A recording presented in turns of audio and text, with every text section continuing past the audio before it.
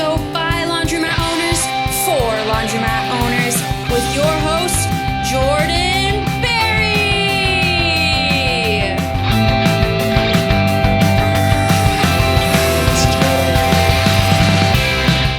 All right, what's up, guys? It's Jordan Berry with the Laundromat Resource Podcast, and I've taken off my shoe because it is show number 11 today. Show 11, we're off the hands, we're onto the toes, and I'm pumped about it. Today is a special episode because today I want to just do something that I don't normally do, and I want to do something that I think we as a human species don't normally do a ton of, and that's just pause for a second. I want to pause and just reflect on the last 10 episodes. I was thinking about this and I was like, there has been some incredible interviews that we've had so far. And if you haven't listened to them yet, you need to go back and download every single one of them and listen to them, because we have interviewed some incredible owners of laundromats over the last 10 episodes. And I want to just pause for a second. And I just want to tell you some of the things that I've been taking away from these episodes. There's a ton that can be taken out. And I'm sure that the things that have struck me, the things that have really impacted me, and the things that have kind of shaped the way that I've been thinking lately are not going to be the same things that you take away from each of those interviews and the things that are shaping you. And at the very end, I'm going to tell you how you can kind of share the things that you've been taking away from these episodes, because I think we would all hugely benefit if we could hear what everybody's taking away from these interviews. So I'll tell you how to do that at the very end. And we're going to jump into that in a second, but a couple of things first. So first things, I just want to I pulled out like three questions from the forum this week. And the reason is because these three questions I thought were just really good. There's a bunch of people over there who are asking questions, leaving comments, stuff like that. I want to encourage you again, go over laundromatresource.com/forums and click on the forums and go in there and ask one question and answer one question. I firmly, fully believe that we all will be more successful together, helping each other find financial freedom together through laundromat ownership. Some of us are early on in the journey. Some of us are in the middle of our journey. Some of us are on the later end of our journey. And if we all just went in there and kind of mixed it up, ask questions, answer questions, I genuinely think that we're all going to be way better off together. So head over there, laundromatresource.com/forums, and help Chris out. Chris was asking a really great question. He's looking at buying a laundromat and he wants to know, how do you know, how much cash versus financing you should use when you buy a laundromat? And I thought that was a great question. I know that the opinions run the gambit of only use cash to use as much leverage as possible. But Chris was kind of wondering what you guys thought and how to kind of really think about that, because I think that's a really amazing question. And I think that it could really depend based on what you're buying. And so, I just think that there are people listening to this right now who could really help Chris out with that question, help him shape the way that he should be thinking about that as he goes on to buy his first laundromat. Also, Josh, on the forums over there, he lives in a high cost of living area. He doesn't think that his area would really be best suited for laundromat ownership, but he wants to get into the game. He wants to do it. And so he's curious, can he do it remotely? And if so, how remote can it be? A 1 hour drive? Is that okay? Can he manage that? A 2 hour drive? He even threw out a 2 hour flight. Is that possible? And I thought that was a great question because I think I've mentioned before, but one of my goals is to own a laundromat in Hawaii. So if you know of any for sale there, or you know any laundromat owners in Hawaii, connect me up. And the main reason that I want to do that is so that my flights and trips over there are all tax write-off. So I don't know. I'm not even sure if I can do that, but that's my goal in my head. But anyways, Josh wants to know, can he do it remotely? If it doesn't work where he's at, can he do it remotely? And I think some of you guys could have some really great insights. I know there's some obstacles to that, and it might be good to help Josh think through some of those obstacles, but I know there's problem solvers out there too. Some of you guys are really problem solvers and might be able to help Josh figure out how he can run these things remotely and build his business that way. Daniel also, he's an existing laundromat owner, and he wants to expand into a pickup and delivery service. And he was just asking, like, are there, resources to help me get started in that, to help that get rolling, to get running? And I know some of you guys are killing it in pickup and delivery, and you guys could be a huge resource to Daniel to just go in there and say, hey, here's a couple of things to think about, or point him in directions of some great resources that could help him really get off on the right foot with a pickup and delivery service. So that was just a few of the questions that I pulled out. There's other questions going on over there. There's other conversations happening over there. Come be a part of it. Again, when we mix it up like this, stuff happens. Opportunities present themselves, not only for the people that you're helping, but they'll present themselves for you too. So go over there, show your expertise if you have expertise. Again, I think that we are all so much better off when we're working together. All right. Now I want to get into recapping the first 10 episodes of the Laundromat Resource Podcast, telling you what I pulled out of these things and how they're transforming the way that I'm thinking about not just my laundromat businesses, but also this Laundromat Resource Podcast, laundromatresource.com, the blog, the YouTube channel, all this stuff that's going on here. I want to tell you kind of a little bit about how the first 10 episodes have shaped the way that I've been thinking about what I'm doing here too. So before we get into it though, let's have just a quick message. In today's world, if your laundromat is not online, you're losing business. Customers increasingly decide who to trust with their laundry by the quality of your web presence. But creating a professional logo and website that instills trust in potential customers and can be found on page 1 of Google can be difficult to create on your own and expensive to purchase through a traditional marketing company. As part of our mission to help laundromat owners succeed and find financial freedom through laundromat ownership, we are launching our done-for-you marketing service tailored specifically for laundromats.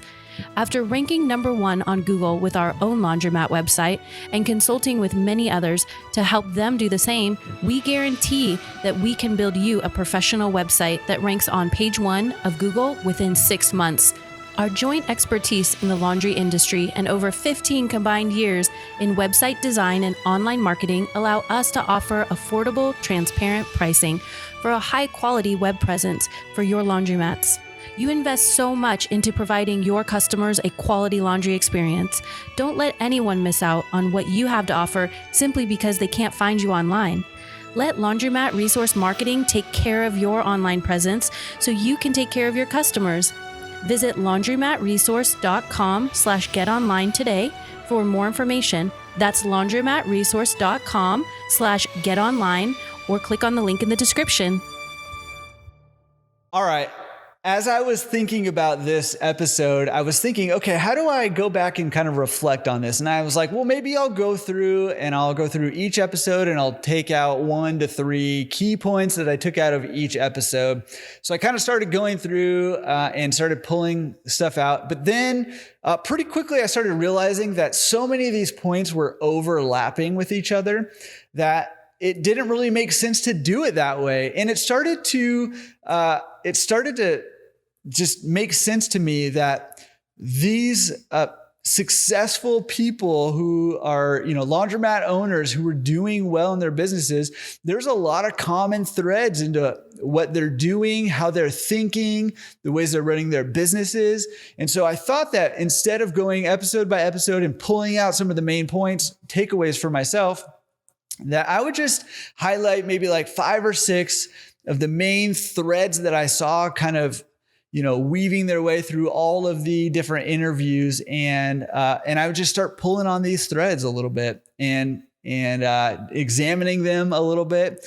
And then again, at the very end, I want to hear, how, what have you been taking away and how that's been affecting the way that you've been thinking about your business or businesses. And I'll tell you how to do that at the very end. So let's jump into it. I want to start kind of at the end. The last show, show number 10, laundromatresource.com/show 10. In fact, I'll put all the links down below in the description or in the show notes. So if you haven't listened to these yet, go listen to them or go find us on YouTube. All of them are posted up on YouTube, or just go to your favorite podcast player and search Laundromat Resource Podcast and you'll find us. We're in any Apple Podcast, Google Play, Stitcher, wherever, we're there. So go do that. Show number 10 was with Luke Williford, and at one point he was sitting at his desk and he pulled a piece of paper from his desk that he keeps sitting there, and it had a quote on it that I just loved. It spoke right to me, and it spoke right to a lot of big changes that I've been making in my life over the last maybe year or so. So it just really drove it home for me and hit me. And I'm going to butcher the quote, but it was essentially something like, the biggest gap in the world is the gap between knowing and doing.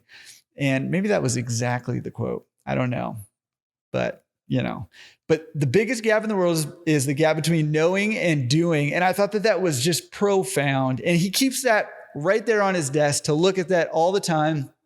And I think there's a lot of people out there that are like me and that can get really caught up in just learning about stuff and researching stuff and watching YouTube videos and reading blog posts and listening to podcasts and talking to people even. And in fact, sometimes I procrastinate the doing by doing more learning. And I don't know if you can relate to that at all, but I've definitely done that plenty of times.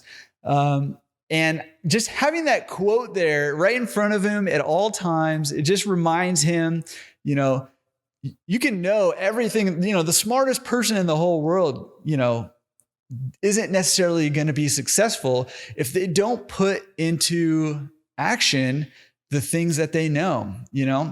It makes me think back to my childhood when I used to watch G.I. Joe, the real American hero. And it would always end with like, and now and knowing is half the battle. And, it was always pushing the, educate yourself, get knowing. And I think that's so good, but it never really told me what the other half of the battle was. I don't remember. At least I don't remember it. Maybe it did. But the other half of the battle is doing. You have to graduate from that knowing phase to that doing phase at some point, because it's really the doing that is what is going to lead to your success. And in fact, I think it's probably the case that the doing is also going to lead to the majority of your learning, and as we absorb information, I think there is a base amount of information we need to learn about whatever it is that we endeavor to do. But the reality of it is that it's usually smaller than a lot of us, think. We want to be as prepared as possible, which is understandable. But at some point you got to leap. Some point you got to jump.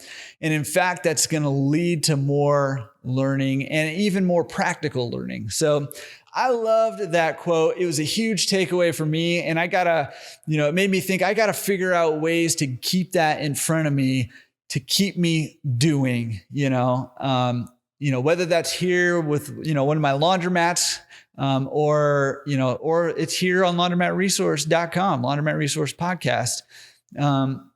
Keep doing, because it's the doing that leads to opportunities. Huge takeaway right there. Another takeaway that I just saw permeate throughout, and it was a little more subtle actually, but I just saw it popping up all throughout almost all the interviews.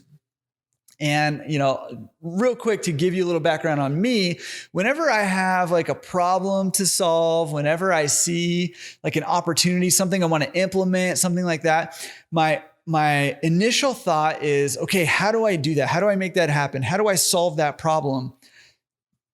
And when I started reflecting on these, first 10 episodes and just other like podcasts that I've heard of successful people and videos I've watched and stuff like that, people I've talked to, I started to really realize that a better question is not how do I make this happen, but is who can help me make this happen? Who's the best person to make this a reality? Who's the best person to get this thing rolling? And it's a huge mindset shift for me because my natural tendency, I've been fighting it for a really long time, but my natural tendency is kind of a lone wolf tendency. I tend to do things on my own. I tend to want to just get them done. And I've been working really, really difficult to think more of this, like who, not how. I heard that somewhere along the way. I think maybe it was from Dan Sullivan in Strategic Coach. I think he says who, not how all the time. So think about who can help you implement things and not always necessarily how. So whether you're looking to get into the laundromat industry and you're trying to figure out how to do that, a better question might be, who can help me figure out how to do that? How can you shortcut your learning? How can you shortcut, the obstacles that might be in your way by finding the right who to help you? And maybe that's through booking a coaching call with us to kind of get you rolling, or maybe that's reaching out to, one of the podcast guests that we've had on there and just saying, hey, here's where I'm at in my journey. I thought, that you had a lot of wisdom and, maybe you could help me out a little bit. Whatever the case may be, thinking who, not how. Or maybe you're already an owner and you're thinking about, how can I, take my business to the next level? How do I improve business? How, and instead of maybe doing that, maybe thinking about who can help me, build my website, who can help me, figure out a marketing and promotion, who can help me repair my machines? That's always a big question for me. Who can help me repair my machines? All of that. So who, not how was huge for me. David and Donna Stark, they talked about their great employees that they have that help them really run their business. And, Dave talked about his right-hand woman who's helping him run his businesses and, their pickup and delivery and their multiple locations. And Brandon Understall, he was talking about it too. Luke, Ross, everybody was talking about the people around them that are really helping them run their businesses. And I just, that's a huge mindset shift for me. I never thought that way until semi-recently. And it really, was just driven home in these podcast interviews for me. And again, it wasn't like an outright thing. It was just kind of there in the background. It was one of those threads that just wove its way through each and every podcast episode. And I thought it was great input. So, takeaway number 3. I wasn't counting them. Yeah, I think it was 3. Takeaway number 3 is in order to be successful, you are going to hit obstacles. And the key is you have to find ways to persevere. And obviously, if you've listened to the previous episodes, then this is going to jump right to your mind right away. And if you haven't yet, you have to go listen to Ross Dodd's interview, show number 9, laundromatresource.com/show9 with Ross Dodd. And, I'm not going to tell you what happened, but I'll just say that 5 days into owning his first laundromat, after just a ton of effort to finally get it, 5 days into owning it, disaster struck, and it could have very easily been the end of Ross Dodd's laundromat career. But instead, Ross is thriving right now. He owns, I think, 3 laundromats. He's building, I think, 3 more. In fact, just this past week, I got to go out to meet Ross for the first time in person at one of his locations that he's building out right now. And it looks incredible. I'm super excited that he's building it out. It's amazing. And he just is killing it right now. And it made me think the opportunities that he would miss out on if he would have hit that obstacle 5 days in. And this was a significant obstacle. I mean, it probably would have broken most people. And Ross was able to persevere. Dave Menz in show 2 is a similar story, not of a disaster, but of, he found his laundromat kind of by accident on Craigslist and had to do big renovations and get started, really small. And he put in tons of hours and tons of effort and tons of work, and just overcame obstacle after obstacle after obstacle. And shortly after his interview with us, he was on a couple other podcasts and, got dubbed the Laundromat Millionaire because he's killing it right now. And go check him out. You find him on Facebook and I think YouTube now even, Laundromat Millionaire with Dave Menz. An amazing guy and an incredible jam-packed show. If you didn't listen to that one, laundromatresource.com/show2.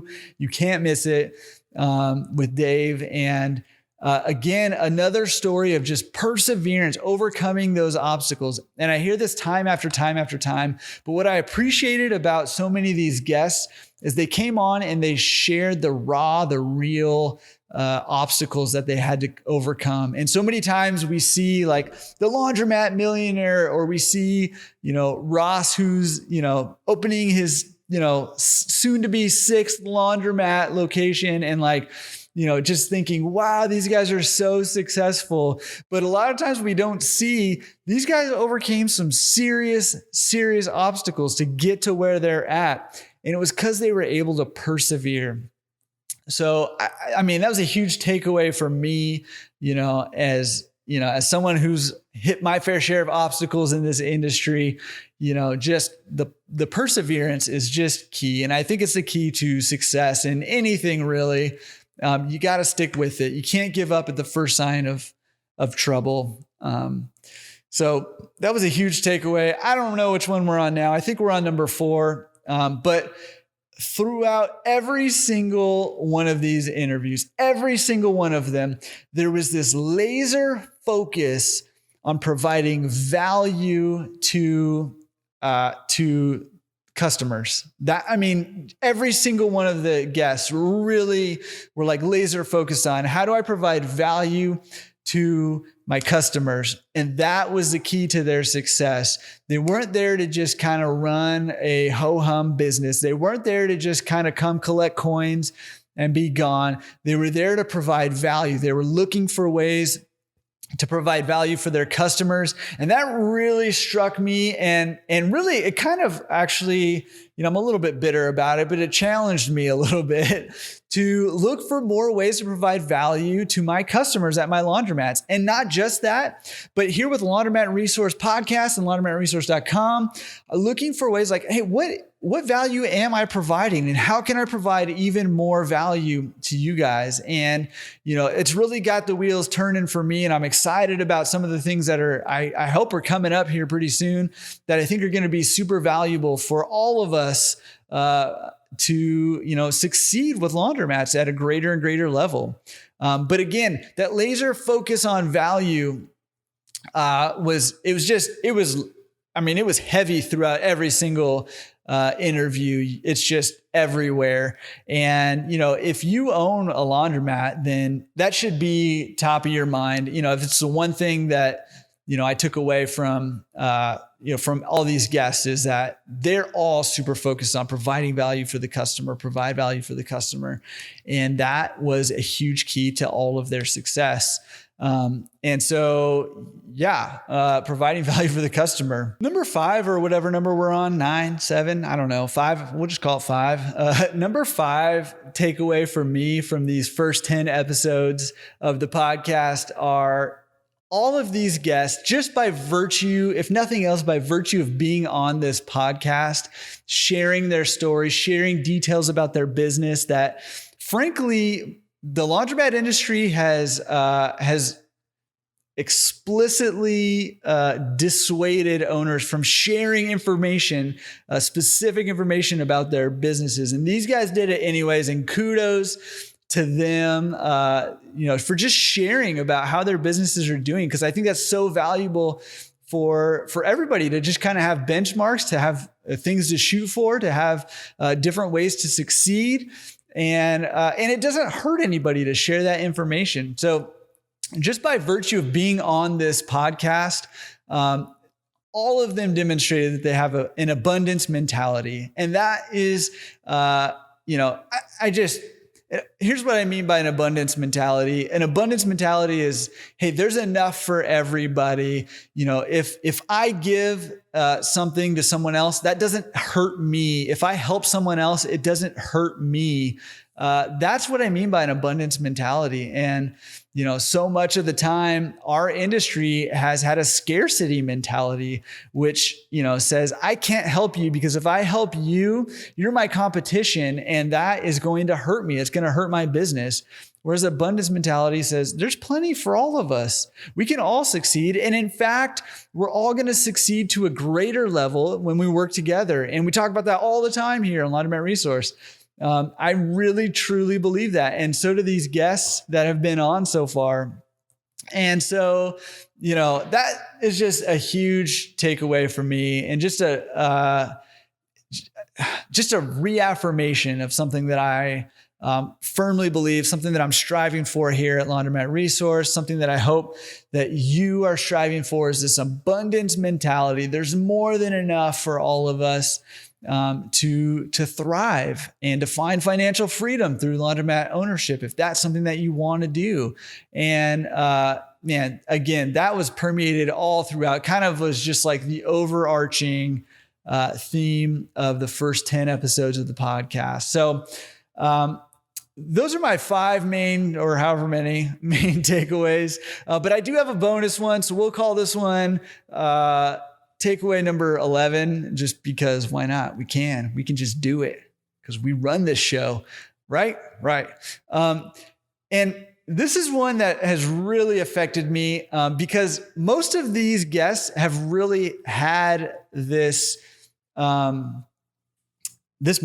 and it was just, they were expanding their visions of what they wanted to do. So many of them were like, I want to own 50 laundromats, or, I want to do, like Don and David Stark, who've built 800 laundromats, right? They're still doing stuff, they're still, expanding their vision, and they're, buying investments, and they're, it just doesn't stop, expanding your vision. So I want to encourage you, wherever you're at right now, if you're looking to buy maybe your first laundromat, then buying that first laundromat is an expansion of your vision. It's an expansion of where you're at right now. So get that first one, but don't get complacent and just be content with that. Doesn't mean you have to go out and buy more laundromats, but think about how your life can be fuller, how you can contribute more, expand your vision.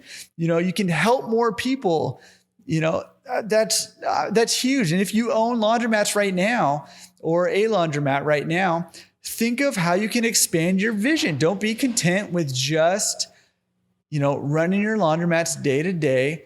Look for ways to help more people. Look for ways to contribute more. Look for ways for your life to be fuller, for you to be more fulfilled, and expand your vision. And that for me was a huge takeaway, not just for my laundromats. And it's kind of led me down a path towards pickup and delivery, which I was never really intending doing, but it helped me kind of expand my vision, just talking to some of these successful owners and what they're doing, and just trying to emulate these like heroes of the laundromat industry is what they are. And so that's one way, but it also made me think about Laundromat Resource and what we're doing here, and how can I expand my vision for what we're doing here. And the gears have been turning. There's been some like crazy stuff that's been going on, even in terms of maybe doing some cool stuff with some of the people who've been interviewed so far on the podcast. There are some cool opportunities there. So,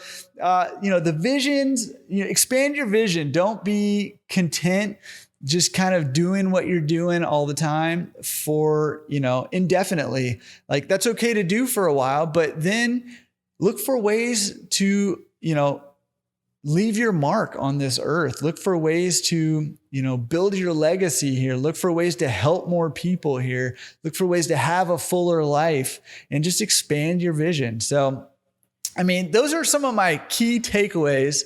And I want to take a second to just say a huge thank you to Dave Menz, who was on show 2, Toby Donkbar, who's on show 3, to David and Donna Stark on shows like 5 and 6, I think, to Brandon Understall, who I believe was show 7, Ross Dodds, who I think was show 9, and Luke Williford, who was show 10. Man, huge thank you to you guys. And I just have loved getting to know you, talking to you guys, becoming friends with you guys. It's been incredible. I've enjoyed every single second of it. And I just want to drop a quick little message. If you're interested, if you own Laundromat or more than one laundromat and you want to come on the podcast, check it out at laundromatresource.com/podcast guest. One word, podcast guest. I'll leave a link again. And man, I would love to just get to know you, to talk to you, to hear your story, to hear your wisdom. It doesn't matter if you own one or a bunch. It doesn't matter if you've owned them for a day or if you've owned them for 50 years. It doesn't matter. Anywhere in between. We'd love to hear your story. We'd love to talk to you. This is Jordan for the Laundromat Resource Podcast, show number 11, and we will catch you next Tuesday on show number 12. Peace.